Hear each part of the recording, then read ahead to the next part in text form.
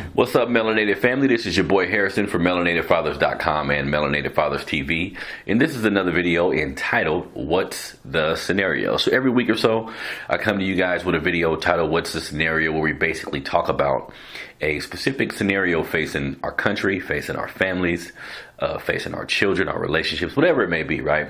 So today, and I want the family's honest opinion. These are things that we need to actually think about. So the scenario for today, I want everybody to think about what is, in your opinion, what is the biggest issue facing Black society? So let me give you the two sides of the spectrum. So do you feel that we are in the position we're in because we're lazy, because we don't own businesses, we don't try to own businesses, we don't form full families, we make excuses, right? Do you think basically we need to just fix our shit so we can get in the right position, whether it be financially, whether it be with our families, whether it be our position in this country? Do you think it's our fault? Or do you think that Black people, Black Americans, are in the position they're in because of systematic inequalities and the inability to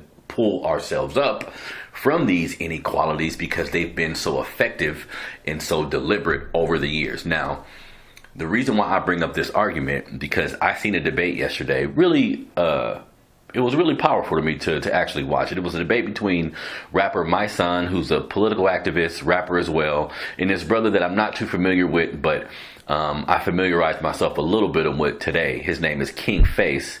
Now, this brother is a Trump supporter. He catches a lot of flack for being a Trump supporter. His whole argument was basically that Black people need to fix themselves, that we do too much of the thug shit, we do too much of the cars and the rims, we have all the money we need to fix our problems, ain't no such thing as white supremacy, he loves Donald Trump, like this is his campaign, so to speak, right? And of course, my son was on the other side of that, explaining to the brother different injustices and how historically things have been kind of fucked up for us, right? So out of those two narratives, which one do you lean more towards, right? So in my opinion, listening to both of the brothers talk, and I hear this type of debate between Black people a lot, and when you listen to both arguments like thoroughly, it's actually truth in both arguments. So here's the thing. Of course, everybody that's Black in particular needs to hold their own nuts, right? We all need to figure out what it is we need to do for our families, for our lives, and make the necessary steps. There isn't somebody standing behind you, a white boogeyman, so to speak, that's preventing you from doing certain things in this country. So if you want to own a business, you want to start a record label, you want to start something, you want to get something off the ground, you are in America. And to a degree, you can, there are a lot of things you can do. You can pretty much do what you want to a degree, right? So I understand his perspective with that. But the only problem that I have, because again, there is truth in those facts. Like, you need to be accountable for yourself, regardless of who's the president, regardless of who's running things, regardless of if you believe in conspiracy theories, any of this shit. At the end of the day, you have to be your own person. You have to be motivated to get out there and make changes, right? And, I completely agree with him on that. But here's where his argument kind of falters, just to me. And my son kind of pointed out some of these things. And again, I agree with a lot of what was said on both ends. But the thing is, when you look throughout history, when you look at redlining, when you look at all of the creations of sundown towns that have been in this country, if you look at the Jim Crow era, so a lot of things after slavery, right? There's been a lot of Tulsa, Oklahoma, and Black Wall Street, gentrification, how it's taken place in so many different areas. Excuse me. So these are systematic inequalities that have been forced upon Black people in this country. So, they were having a conversation about, the difference between a Black family and a white family, and King Face made it, his position was basically there's no difference. A white family is born in America just like a Black family is born in America. Both of you guys have the same opportunities. Both of you guys have the same amount of resources. You can get up and get to what you need to do. either one of you can do that, right?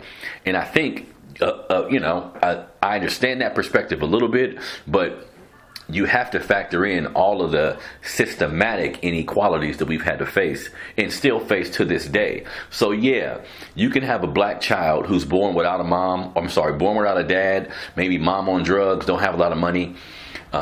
His family was affected by the system. Maybe his dad used to sell crack, or he lives in an impoverished neighborhood where, some systematic things have taken place to kind of put all black people in one area. So you can take a kid from this environment who comes up out of this environment to be successful, who rises up out of all that bullshit just to still do whatever he wants to do in life. That does happen. But in my opinion, the average person that's in that situation won't have the wherewithal to get themselves up out of it. And I think the system kind of planned it that way, that if we set up these infrastructures of injustice, or these infrastructures of shit just being unfair, you know what I'm saying? Some of them will get through it and make it out, but most of them won't. So I think anytime somebody presents an argument, and this happens a lot, and just when I'm online, when I'm talking to different people, everybody has that yin and the yang as far as, are we our own worst enemy, or is there a stronger power at play affecting how we live and affecting the shit that we do? And at the end of the day, in my opinion, there's definitely a system at play. I mean, the prison system, how we flood that system, how if you are in an economically deprived area, the school system won't be funded as well as a school in a really nice suburban area. Now, again, some of these things aren't black and white. It's rich or poor. So I get that too. But at the end of the day, most of these poor areas, most of these areas that are underserved are where black people live, right? So if we're in these communities, we're being affected by all the shit that happens in these communities. And again, everybody's not going to have the wherewithal to come up out of there.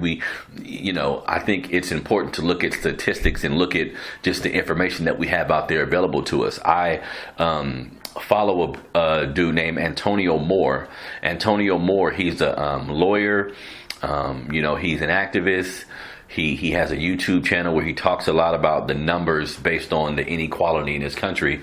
Him and a lady named Yvette Carnell, they created the ADOS movement that's become really popular in this country, just for black people basically striving to get reparations in the form of cash. You know what I'm saying? So those two pushed that movement. And what Antonio Moore said, and he breaks down the actual numbers of black families and white families in America, right? So he basically said white families hold 90% of the national wealth, while the top 50% of all white families hold 88% of America's personal wealth in their bank account. You know what I'm saying? Long story short, they pretty much got everything. He also went on to say that there's 14 million black families in this country. Only a couple thousand of these black families are worth more than $1 million. Now, there's 8.5 white families,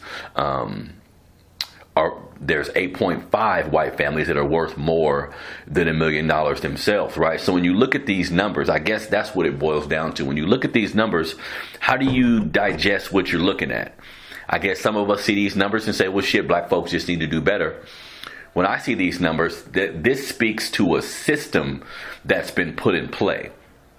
I'm not going to think that my people are so stupid or so shiftless that we're behind economically just because we didn't try hard. I think King Face kind of had the impression that Mysonne was telling black folks that we're doomed, that there's white supremacy is a thing, racism is a thing, we're doomed with nowhere to go. Whereas I don't think that's necessarily the message.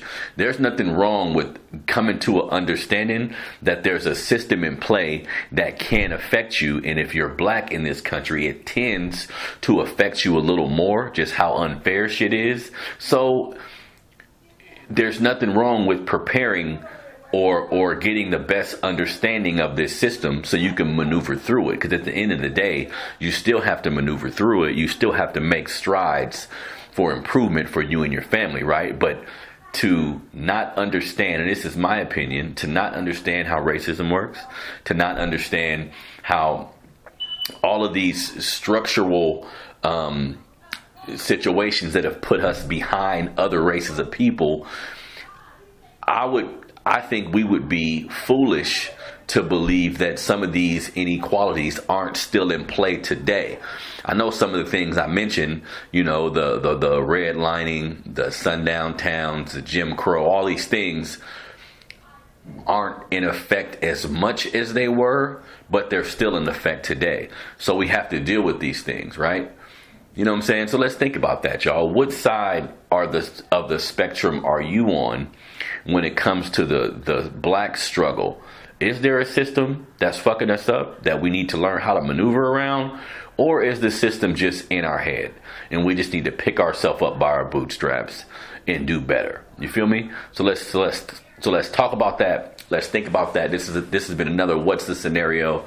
I want all my family to kind of think on those topics, because at the end of the day, and even when they were speaking, they sounded as if they were still able to find commonality in their differences, right? Because that's the really big thing too.